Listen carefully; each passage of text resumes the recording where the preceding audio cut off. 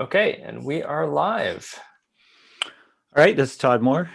Let's open the OpenJS Foundation board meeting for March 26, 2021. Brian, please take us through the agenda. Okay, great. Welcome, everybody. On the screen, we have the OpenJS Foundation board directory. This is still the same as it was last time, but if you weren't tuned into the last meeting, we now have Sarah Chips on the board. She's our CPC director, so welcome, Sarah. Our agenda for today, we've got some meeting minutes to approve. We need to approve both January and February. We'll have a certification update. Our CPC directors will give us an update on what's been going on the CPC. And then Rachel will take us through the marketing update. Does anybody have anything you'd like to add to the agenda? No, let's get going. All right. So first off, we have the meeting minutes from January. This was distributed to the board here a little while ago. Would somebody like to make a motion to adopt the January meeting minutes? Motion to approve. Thank you, Todd. Do we have a second? Second. Okay, great. Thank you, Sarah. All in favor, please say aye. Aye. Aye. Aye. Aye. Aye. Any opposed? Any abstains? Okay, motion carries. Thank you. January is adopted, and let's move on to February. Would somebody like to make a motion to adopt the February meeting minutes from the public session? No motion. Great. Thank you, Charlie. Do you have a second? Seconded. I heard Michael. All in favor, please say aye. Aye. Aye. Aye. Aye.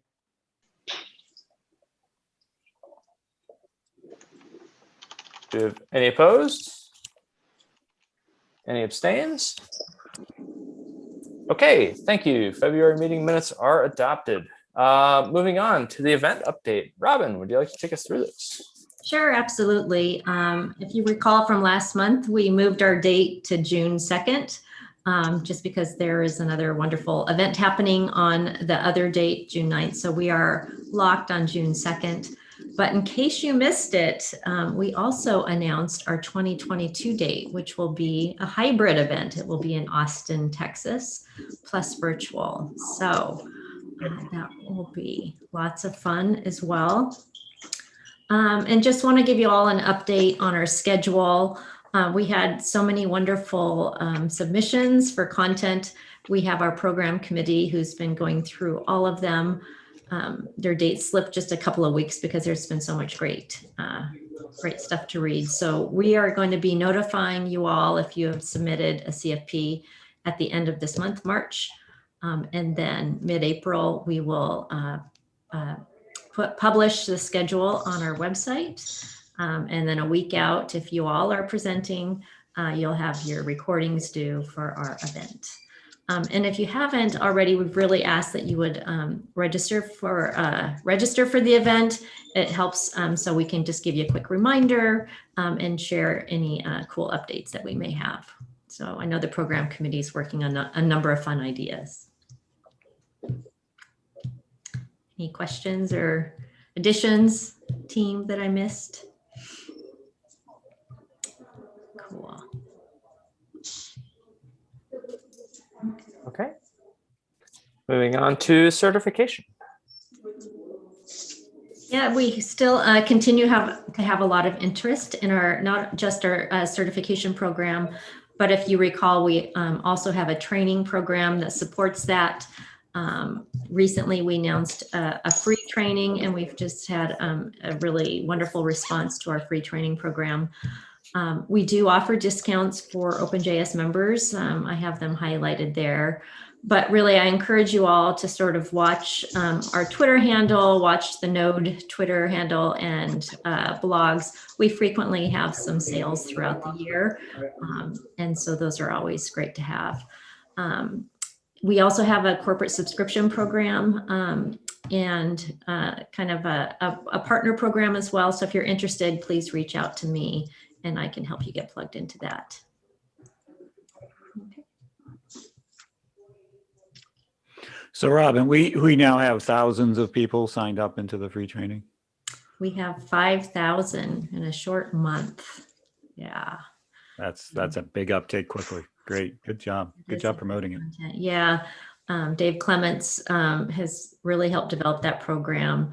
It's really, and he's a really great instructor. If you've watched any of his sessions, Dave and Adrian Estrada also have done some AMAs that are on our YouTube site. So if you really want some more tips and tricks, we have more of that on our website and our YouTube channel. Okay. Well, and I think that. Hey, what's up, man? I'm just dropping these off, and I'd like to get 3 sheets. Hello, John. It would be nice to share a link, obviously, with the recording on YouTube. But and if there's anything you need us to do to continue to promote periodically, I think a lot of us are happy to continue to promote what's going on here. Great, we will do. I know we send our little Friday reminders to the CPC and to the board, so that would be fantastic. And those who are watching this, if you could also let others know that this is happening, it would be great.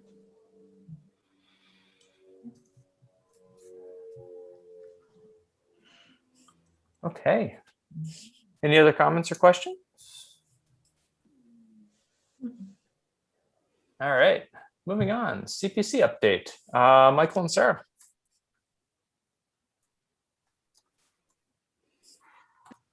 Yeah, Michael, do you want to take the first slide? Do we have that? Sure. Slide.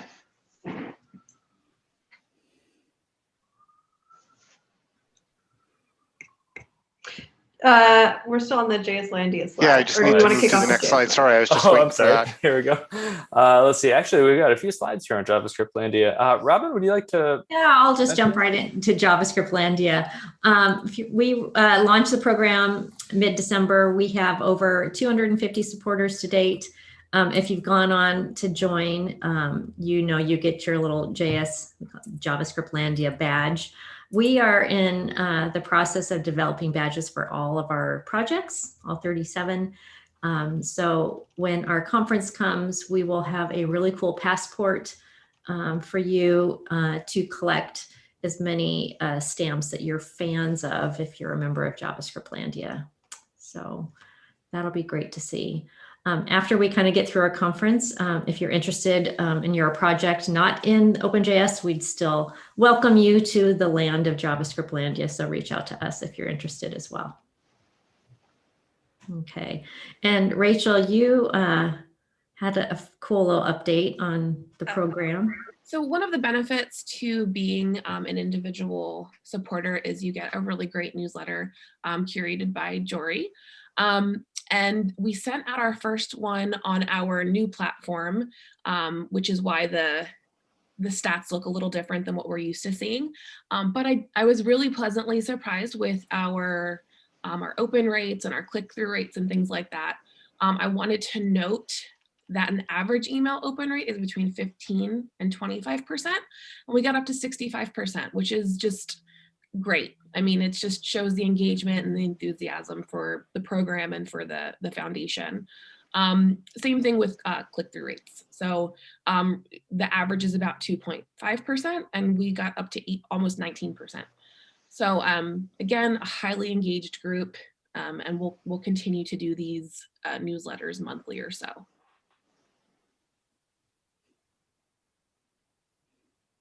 Okay. Now moving on to the CPC updates. Sorry about that. I got the slides out of order. Sure. Okay. So no project-related updates this week. This month. On the collaboration network front, we still have the package vulnerability management reporting collaboration spaces. The first one that's going to be kicked off. There's been some work on putting together a kickoff blog post and setting up an initial meeting. So stay tuned for that. But I think there's being some good progress on that front. There are a few other signs of interest for some others, but nothing to report on that front this month. So back to Sarah. Great, no new charter changes since our last meeting that need board approval. As far as ongoing work on the CPC, we're having some ongoing DEI conversations about how we can best support the projects by identifying any needs that we have on the project level, the organization level, and identifying resources to help them.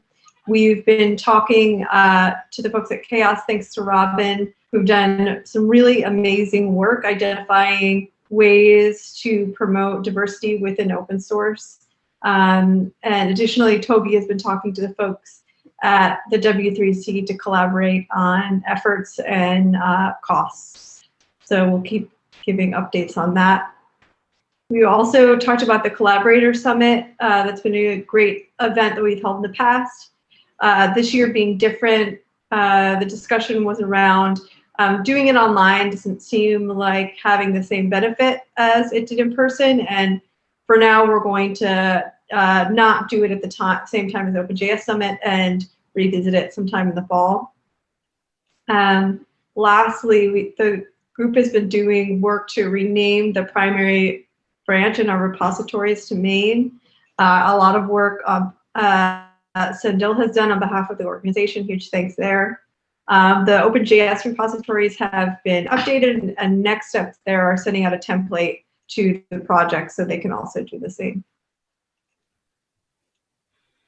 Do you have an idea of when that will all conclude, the efforts across that? That actually, I think, is going to vary a lot from project to project. We had one project who already responded saying, hey, as an update, we've already renamed them all. I know I've been keeping a close eye on the work in the Node.js repo. We have something, I think, is between 100 and 200 repos. Some are fairly straightforward. So, we've moved over 10, 15.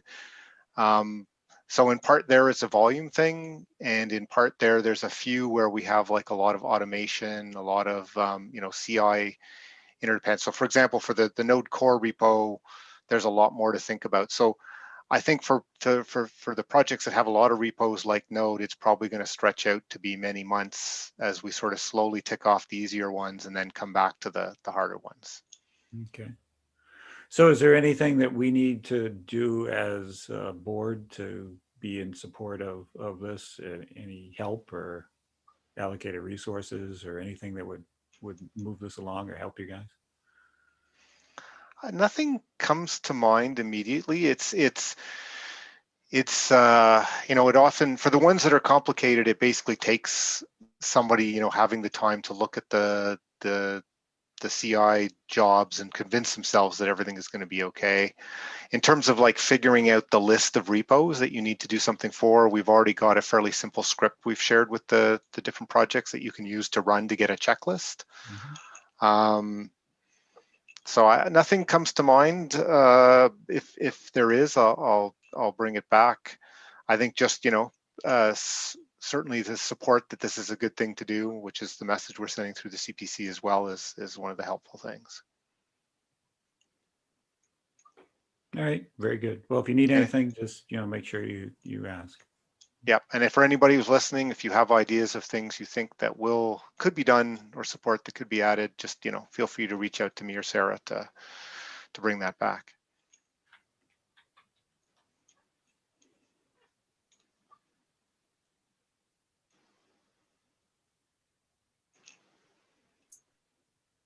Okay, any other questions for the CPC directors?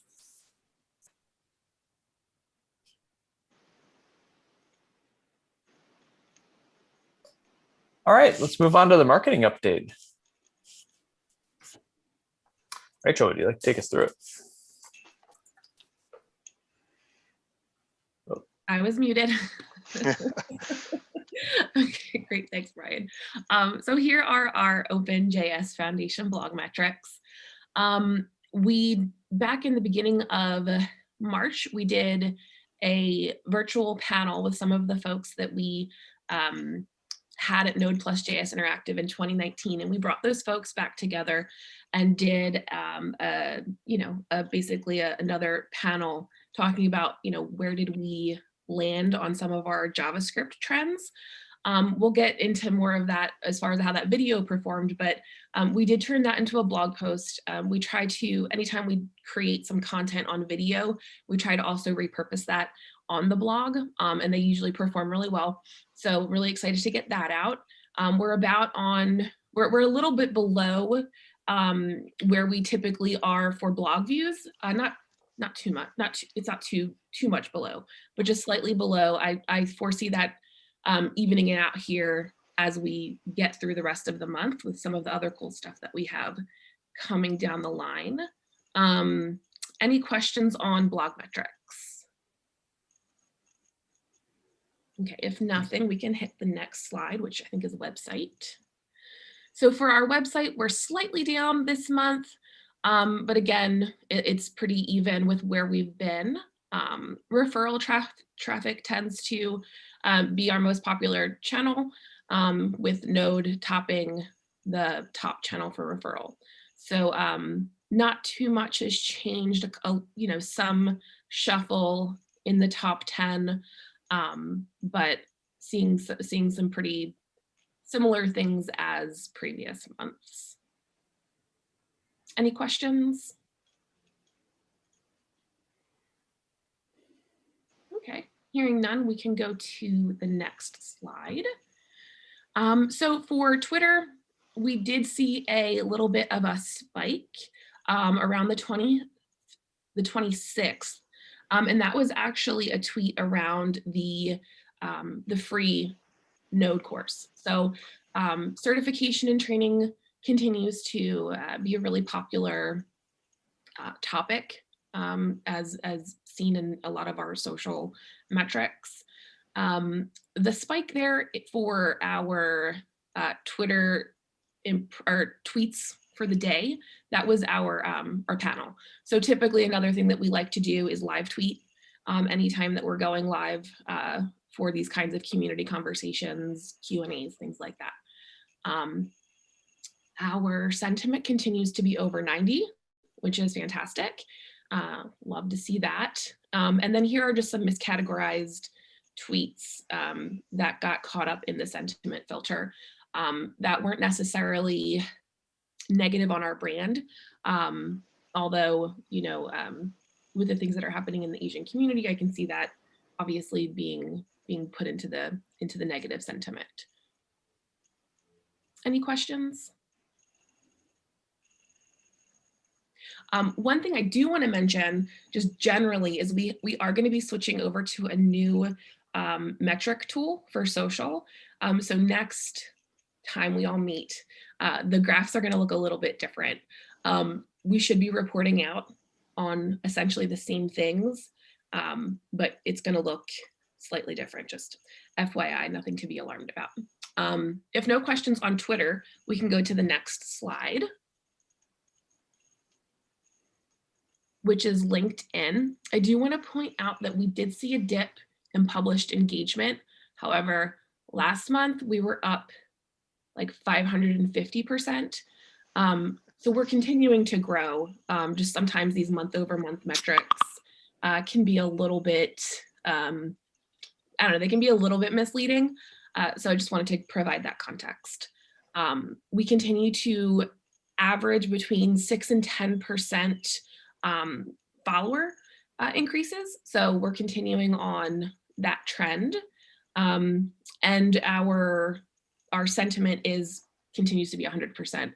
I do have to point out that the dates on here, the LinkedIn January 22nd, that's incorrect. This is from the 23rd of February to March 24th, just to clarify. Any questions on LinkedIn? Awesome. Hearing none, we can go to YouTube. Okay, so for YouTube, slightly down for this month. Typically we do hit about over 2,000 views. I think that as we continue to do more live Q&As, which we have a few of those coming up, we'll probably continue that trend. I do want to touch on the number 2 video for the month was the JavaScript's trends panel, which included folks who previously participated in an OpenJS event, and it performed really, really well. It's something that we are considering doing quarterly. We're not sure if it's going to be a trends panel or if it's just going to be a broader JavaScript tech/industry type topic. So more to come on that. But it was a great experiment, and everyone had a really good time. So glad to see that in the top 5 videos for the month for sure. Any questions on YouTube or any of the video content that we're doing? Well, so in terms of new video content, obviously we're running a survey right now for the future of Node. Is that going to turn into video content in the near future? That is the plan. We are in talks with that team on doing a live Q&A based on the results of that survey. So yeah, I think the community at large would be really interested in interacting in something like that. Absolutely, I 100% agree. Very good, thank you. Yeah. Any other questions or comments?